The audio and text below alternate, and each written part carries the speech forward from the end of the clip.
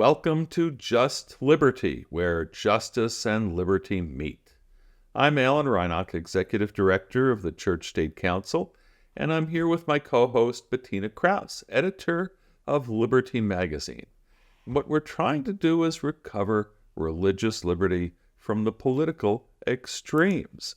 And I think today's guest is a really wonderful step in the right direction of doing just that, don't you, Bettina?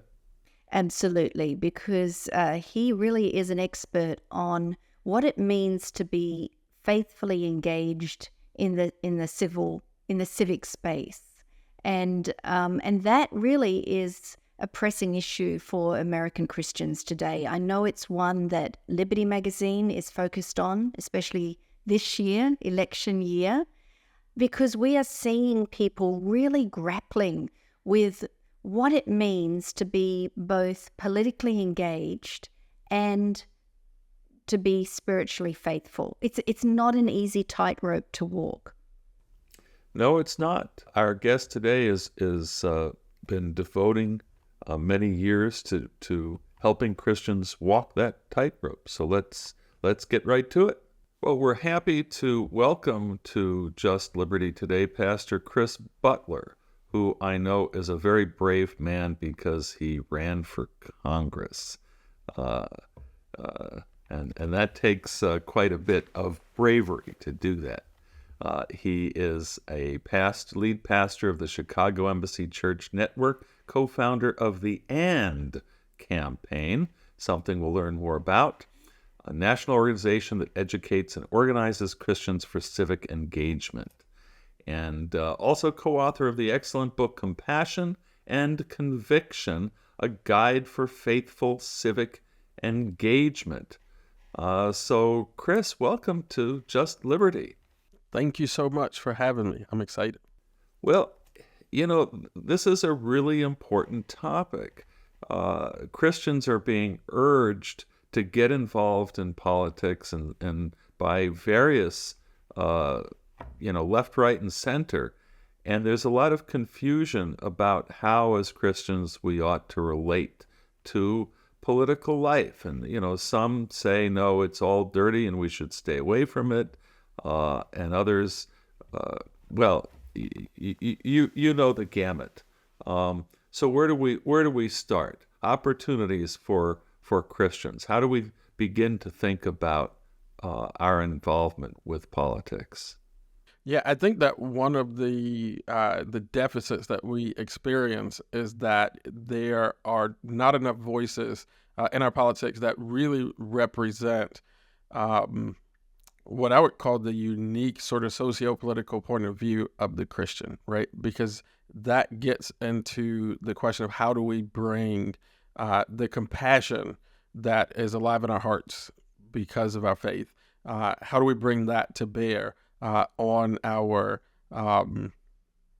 world, and still make room for us to bring our ideas about how things should be ordered and organized, the importance of family and those types of things, bring those into the public square, not so much to force everybody into it, but to have a kind of confident approach, as John and Oz would say, a confident approach to pluralism, where we're able to say what we think and what our values entail without having to be ashamed of that, but still been able to bring compassion into that place. So there's a courage, a kindness, and an unshakable sort of faith conviction that are all part of this unique point of view, and there are not enough voices right now in our discourse that are bringing that to the fore. So, Chris, I mean, this is so interesting. So what you're saying is that there is a third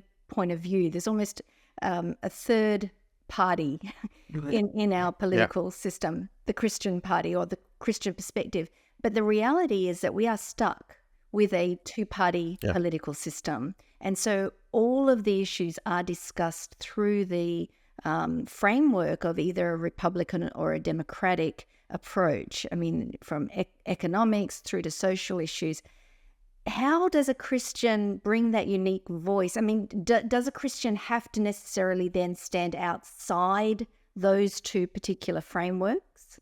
So I think that there are faithful ways to be inside of the big two parties. There are faithful ways to participate in politics in a third party or outside of any party.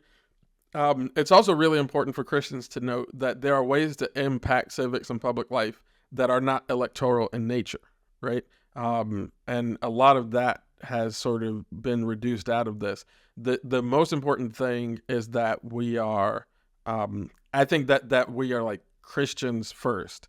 And while the individual Christian has to decide like where we're going to be, and it might feel really difficult. One of the things that I really like to just like encourage the church is that we actually can do this. Like we have the deep sort of spiritual and intellectual resources from very long and tried legacies that if we lean into some of that, we can do this. We have rich communities, even the smallest little church. If you go to the average nonprofit and tell them that you are going to give them 35 to 50 individuals who are going to give money and show up and give, 4 hours every week, most nonprofit leaders would be like, I will take that any day. So like we've got a lot to bring to the table. And if there is any institution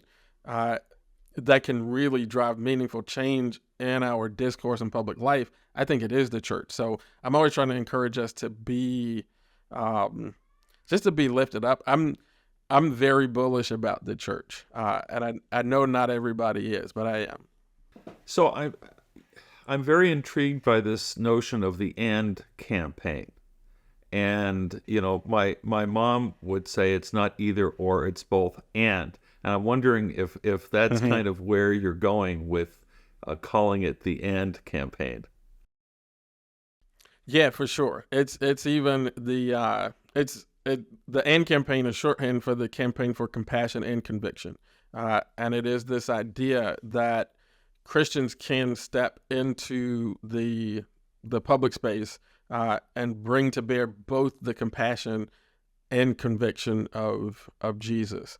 So what that means is that we can be in the public space and we can boldly talk about how we believe that God created the world and how it is supposed to be ordered, based on the fact that we really think that these are the best ideas, and be unafraid for those ideas to enter into a pluralistic environment and contend with other ideas, and see which one is the strongest and how it comes out, and also be there with compassion, right? Like if we read through the scriptures, we see this disproportionate concern that God has for the poor. When we see Jesus in the Gospels, we see him constantly going out of his way to lift up the marginalized, to cross some of those boundaries that are taboo, and we have to be able to do these things at the same time. And yes, it will confuse people who only understand our current political binary, but that's okay. I think we can surprise the world into a better place. So I agree with 100% of everything you just said. I guess my initial response is this achievable given the toxicity of our current politics? Because once you sort of step into either a Republican or a Democratic space and you start, looking at issues through that lens, how does a Christian sort of inoculate themselves against, taking that extra step into that sort of knee-jerk partisanship that is so toxic? Yeah, that's one of the big questions that we think about a lot at the "and" campaign, and we actually produced a resource that we are rolling out right now called we call them 10 civic disciplines. It's really rooted in this idea, again, drawing on the resources of the church, of spiritual disciplines, right? Which basically, if you're unfamiliar, the idea is that you have these spiritual disciplines, prayer and confession and fellowship and rest, right? These are rhythms that you build into your life so that when you come to the difficult moment, I always say, because I have my sort of youth ministry background before I was a lead pastor. And if you got a kid in your youth group who never is in fellowship, doesn't have accountability, never prays, doesn't read the Bible, doesn't practice these disciplines, and then they're like out with their like girlfriend or boyfriend on a Friday night and they end up in a room together, you're not anticipating the best outcome, right? Because they haven't practiced the disciplines. So we have developed these 10 civic disciplines, each of them connected to a Christian principle, a scriptural text that we are encouraging Christians to actually practice on a regular basis, so that when you come into these political moments, you're better prepared for them. So one discipline, for instance, is that we encourage people, to point out the flaws on your own side. So you're a Democrat, you're a progressive, you're a Republican, you're conservative, however you identify your tribe. Can you sit down right now today and write down 10 things that your tribe is getting wrong right now in this current political moment, the issues that are in front of us right now, what your tribe is getting wrong? If you cannot do that, I can pretty much guarantee you it's not because your tribe is not getting anything wrong, right? It's because you've been indoctrinated and you're unable to think outside of the context of your tribe. And when you're able to do that, when you do that on a regular basis, when you do that in the privacy of your own office or home, you start to develop the discipline so that when you are hearing things and when you're engaging in the discourse, you're better able to accept when somebody criticizes your side and not internalize it so much, because you're constantly training yourself to know, I'm a part of this group, and there are faithful ways to be a part of these groups. There's nothing wrong with being a conservative Republican, a progressive Democrat. It's about being faithful in those spaces, and these disciplines are designed to help us do that. So I know we're not going to just do a crash course in all 10 here in this show. I'm sorry that we're not, but where can we send our listeners? Because I'm not sure that I could sit down right now and pick out 10 flaws in my side. I can pick out 100 flaws in the other guy's side, right? Yeah, exactly. So yeah, I think you're onto something here. Where is this material available? Yeah, so if you go to the AND Campaign's website, which is andcampaign.org, you'll see a lot of stuff up there that will be flashing at you about the civic revival and the 10 civic disciplines, because that's really our big effort this year, because we're in the middle of or at the beginning of an election cycle that promises to be everything difficult, and so we're really just trying to get these resources in the hand of as many folks as possible. So Chris, okay, I'm curious. We know that you ran for Congress a couple of years back. Did you intentionally put these disciplines into practice as a candidate? And how did that work out for you? Yeah, for sure. I mean, a lot of these disciplines, some of them flow out of that experience, but we're certainly trying to put the sort of AND campaign framework into play. It worked out well in terms of what we were able to build in terms of the campaign and the folks that we were able to connect with.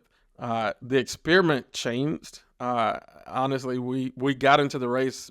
There was an incumbent who we thought was way more vulnerable than most other people were aware of, just because I'm sort of I look at voting stuff, and there was some vulnerability. Well, the one thing that we didn't calculate at the beginning was that maybe that incumbent knew that he was vulnerable in a lot of ways. And so apparently he did know that, because he dropped out of the race midway. And then the first congressional district in Illinois it was the first black congressman in the 20th century post Reconstruction. Black congressman was elected out of that district. And so it's been an important district. It's the district Barack Obama ran for Congress, and so everybody who was in any kind of black leadership in Chicago ran for Congress. We had 20 Democratic candidates in that race. And of course, one of the sons of the Reverend Jesse Jackson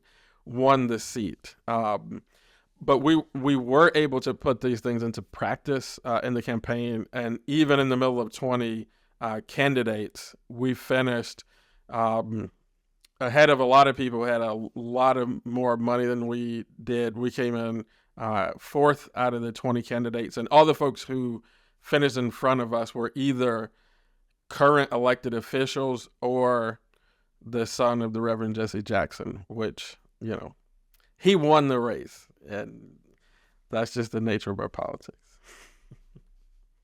I'll tell you a quick little story. I saw a Jonathan Jackson flyer when I was out canvassing one time. It had Martin Luther King, who was his godfather, and the Reverend Jesse Jackson on this side, and he was kind of like coming out from the middle. And I told the person who was staffing me at the time, I need to call my mother right now and make sure that she's not voting for Jonathan Jackson. She's still going to vote for me. So, Chris, earlier you were talking about what kind of worldview, a Christian brings, what kind of values a Christian brings to, our discussion of politics and policy. And one of the concerns that I have, you talk about compassion and, God's concern for the poor and those sorts of things. But aren't there very different views among particularly the black-white divide in America, in the American church, of what really is the Christian values that we bring to politics? I mean, we've certainly on this show talked about the Christian idea of ruling in God's name, of Christian nationalism, of Christians having the right and the authority to interpret God's will and to bring that perspective. Where in my preaching, I emphasize Christ's instruction to his disciples that those who would be great among you, you're not to seek to exercise authority like the Gentiles do. You're to be servants, and it's a very different point of view. How do you reconcile the fact that there are such different approaches within the American church as to what values Christians should bring? Yeah, and so one of the things that I posit is that as polarized as our politics are, the chasm in the church is not as large as sometimes we think. I think on either side of that group, you have folks who both want to protect the vulnerable and instruct the wayward.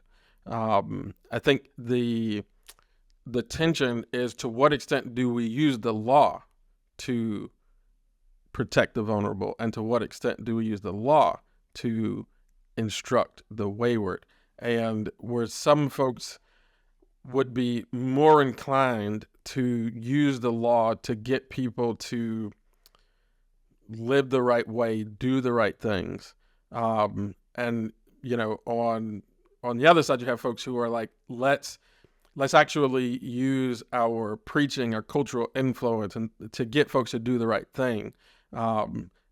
And let's use the law to protect the vulnerable. And then you got another group that says, no, let's use our preaching and our cultural influence to get people to protect the vulnerable. They're going to donate to charities and give food. And I said, but we're not going to use the law to do that. We're going to use the law to instruct the wayward. But I think that the gap is not actually that great. Both groups, there are large groups on both sides of the conversation, I would say, who are really, really interested in both of these things.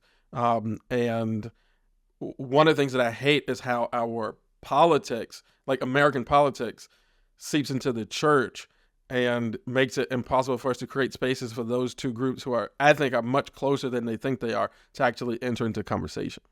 Okay, so we're heading into maybe the most intense political moment that we as a country have experienced for quite some time with the upcoming elections. What is your top piece of advice for Christians going into that, regardless of where their political sympathies lie? What is your advice? Yeah, I think that it's twofold, and they're both civic disciplines that we suggest. One of them I mentioned already: be able to point out the flaws on your side, and the second thing is to be able to identify the good that your political opponent is trying to accomplish. It is. We've entered into a time of political discourse that it's easy to fight with the most caricaturish sort of version of your political opponent, right? If you support Donald Trump, is because you hate black people, and if you support Joe Biden, it's because you hate white people or rural people, and if you're pro-life, is because you hate women, and it's these are actually the cheapest, most caricaturish versions of the argument, right? So what we're encouraging people to do is actually try to identify the good that your political opponent is trying to get after. And if you still might ultimately disagree with their method, might even disagree with the goal, usually you won't, but will you identify the good that they're trying to accomplish, and then force yourself, when you do that, you force yourself to deal with the best arguments for the opposing side, not just deal with the worst arguments on the other side, because it's easy to write off somebody who, you just hate women. It's not that simple. Well, Chris, it's far easier said than done, because depending upon which bubble you are part of and listening to, you don't hear anything good about the other candidate. So you don't even have any database to draw on, right? So we're going to get to 3 civic disciplines now, because one of the disciplines is to practice good media hygiene, right? And so what that means is make sure that you're actually listening to intellectually honest people on the other side, right? Like, and again, you may not agree with them, but there are people in most of these camps who are trying to make the best argument, enter into the conversation in a serious way. They're certainly advocating for their position, but can you access some of that? And there's so much of it available. Will you access some of that and listen to it? I'm not telling you to just, start listening to a bunch of media that is going to disagree with you sometimes, because the goal is not to get conservatives to become progressives and progressives to become conservatives. That kind of ideological diversity, I think, is helpful and healthy for our democracy. The goal is to get people, and Christians in particular, to engage in the conversation in a much healthier way. And so I love what you said, Alan, because that media hygiene is so important. If you're never hearing somebody thoughtful make the opposite case, it's much easier to just stay in your bubble. So this has been a really thought-provoking conversation. I don't know about you, Alan, but I have learned quite a lot, and I'm actually going to put into practice some of those spiritual disciplines that you suggested, Chris. And those listening, I would encourage you, go to the AND campaign website, take a look at the resources they offer there. Also, check out the book Compassion and Conviction. I have read it. It is a fantastic guide for more faithful civic engagement. And Pastor Chris, thank you so much for being with us. I hope you'll come back and visit us again one day soon. Yes, anytime. Thank you all so much for having me. Well, Bettina, that was a really challenging interview, wasn't it? Because, how many of us can find 10 points to criticize our own tribe? I don't know, but he's really challenged me. I'm going to do this. I'm going to put this into practice. And how many of us can identify what we would consider intellectually honest commentators on the other side? Right. It's interesting because to be effective in politics, the old argument is that, or the old way is that you're in it feet first. You're all in, and you support your team come what may. I mean, that's what successful politicking is all about. He's describing something far more nuanced. And I'm just wondering, I mean, it's kind of subversive to the whole political process, right? Or the way that the two-party system is set up here in America. Well, but I also have a really deep sort of fundamental concern that he's articulating a vision of Christian engagement which is far more pluralistic than what we often see advocated within the American church, which is, hey, we know the truth and we know what is right, and so, politics should follow our lead. And, it's a much more narrow sectarian kind of construct. And I think he's saying, no, we should be the model of compassion and conviction and working, to improve the lot of everyone, which is a very, very much a pluralistic, respect for pluralism. And I don't always see respect for pluralism in the American church.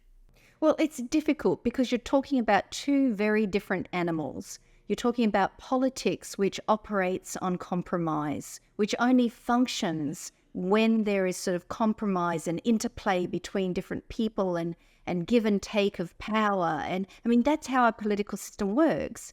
Whereas the church is a completely different beast because it's morally, wrong choice of word, but it's morally absolute.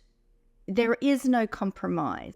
And so when you bring something like that into an arena where compromise is sort of the oil that lubricates everything, I mean, what happens? I mean, you just can't, it doesn't translate. It doesn't work. And so I think what Chris is saying and arguing for is that you're not trying to bring the church wholesale into the public space, into the political space.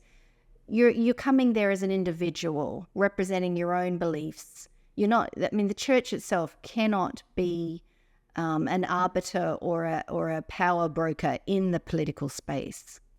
But okay, early in the discussion, he talked about, different views of whether to use law. I forget his terminology, but to use law to basically correct the wayward, get people to behave in a moral manner, right? And I rather think my own perspective is that's the role of the church, not the role of law.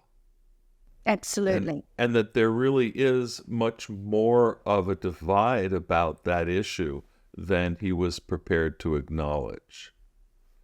Because I do think that there is a great emphasis in the American church today on using law, as he says, to correct the wayward, to impose, the church's moral standards. Right. And it's a misconception as to what the state and the role of civic authority is. I don't know. But there's no agreement on that anymore. No, there is no agreement. Well, these are discussions we're going to keep having because we're going to continue challenging, how Christians engage in politics. So the discussion's going to keep going. Absolutely. And on that note, let's wrap it for today and say this has been Just Liberty, where liberty and justice meet. Hope you'll join us next time for another discussion about faith, law, and politics.